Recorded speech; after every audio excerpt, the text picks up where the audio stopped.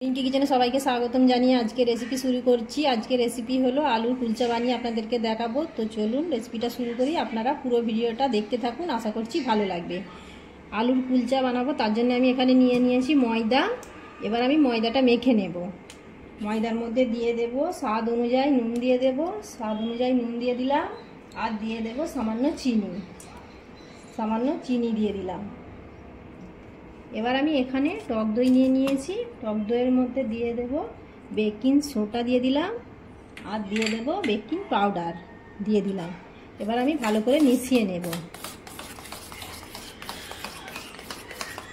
ভালো করে মিশিয়ে নিয়েছি। এবার আমি 1 মিনিটের মতো রাখবো, তারপরে ময়দার মধ্যে ঢেলে দেব।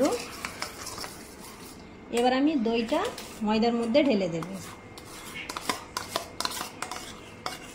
দইটা আমি ঢেলে দিলাম। এবার আমি ময়দাটা ভালো করে মেখে নেব।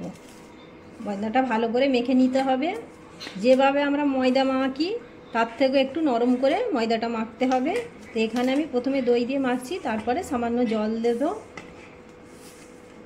ভালো করে মেখে নিতে হবে ময়দাটা। আর আমি এখানে দিয়ে দেবো 1 চামচের মতো সাদা তেল দিয়ে দিলাম।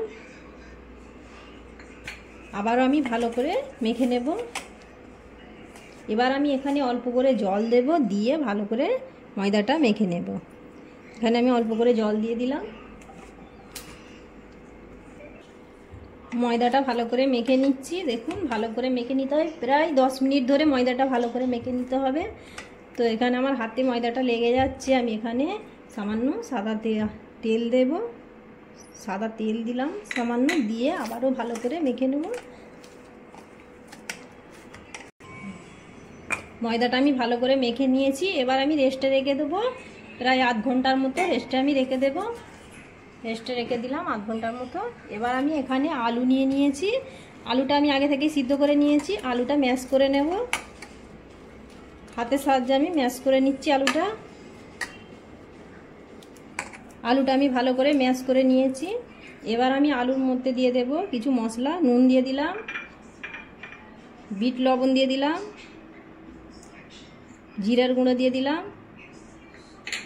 কাশ্মীরি লঙ্কার গুঁড়ো দিয়ে দিলাম, কাঁচা লঙ্কা কুচনো দিয়ে দিলাম, আর দিয়ে দেব পেঁয়াজ কুচনো দিয়ে দিলাম।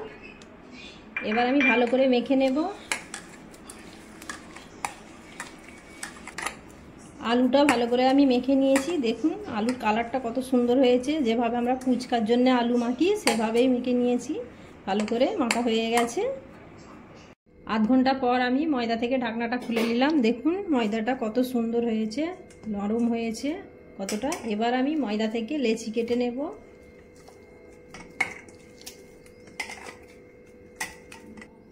সবগুলো লেচি কেটে নিয়েছি। এবার আমি এখান থেকে একটা নিয়ে নিলাম, পুর ভরে নেব, আর বাকিগুলো ঢাকনা দিয়ে রেখে দিলাম সাইডে। এবার আমি পুর ভরার জন্য একটু বাটি শেপ দিয়ে নেব গোল করে। দেখুন একটু বাটির শেপ দিয়ে নিয়েছি। তো এবার আমি পুর ভরে নেব। পুর দিয়ে দিলাম, দিয়ে এবার আমি মুখটা বন্ধ করে দেব। দেখুন কিভাবে বন্ধ করছি।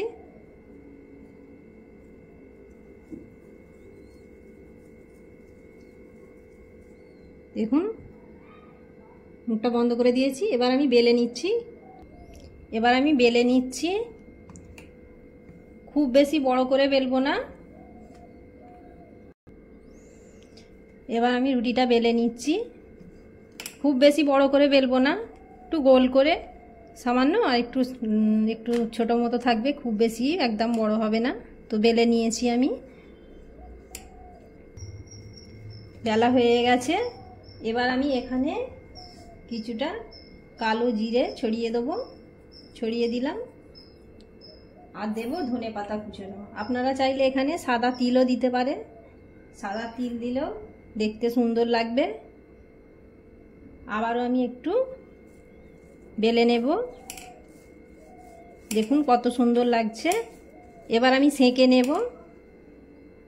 এবার আমি আলুর কুলচাটা সেঁকে নেব। তার জন্য আমি একটা কড়া বসিয়ে দিয়েছি। কড়ার মধ্যে এবার আমি একটু সামান্য জল ছিটিয়ে দেবো।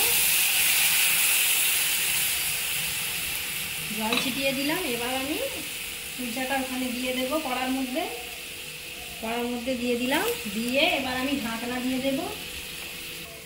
ঢাকনা দিয়ে দিলাম। ঢাকনা দিয়ে প্রায় 2 মিনিটের মতো অপেক্ষা করতে হবে। এবার আমি 2 মিনিট পর ঢাকনাটা খুলে নিচ্ছি। দেখুন কত সুন্দর ফুলেছে। এবার আমি এক পিঠ উল্টে নিচ্ছি। দেখুন কত সুন্দর হয়েছে। এবার আমি ঘি ব্রাশ করে নেব। নিচ্ছি। আপনারা চাইলে বাটার বা সাদা তেল ব্রাশ করে নিতে পারেন। ব্রাশ করে নিলাম। আবারও আমি উল্টে নিলাম। নিয়ে আবারও ঘি মাখিয়ে নেব। ঘি ব্রাশ করে নিলাম। দেখুন কত সুন্দর হয়েছে আলুর কুলচাটা।